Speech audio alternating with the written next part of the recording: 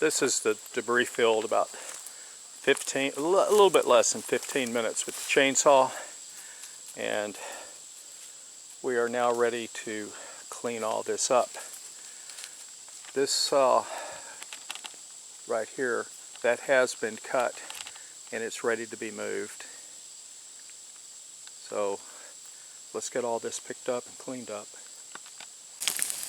As you can clearly see, the pine rosin on that area that was split is helping to feed the fire.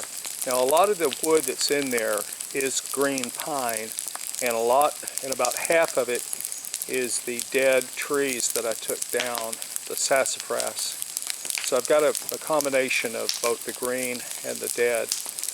Yesterday when I was burning stuff up, I was adding little bits of oak from a tree that fell down some time ago, which turned out to be very advantageous for building coal so I could keep the fire going throughout the day.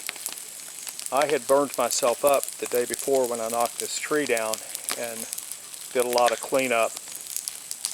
And so yesterday I took it real easy and slow, and today I'm taking it easier and slower.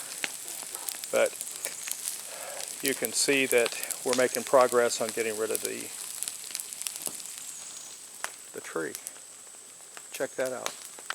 Look how clean it is now. A lot more to go, but we're getting there.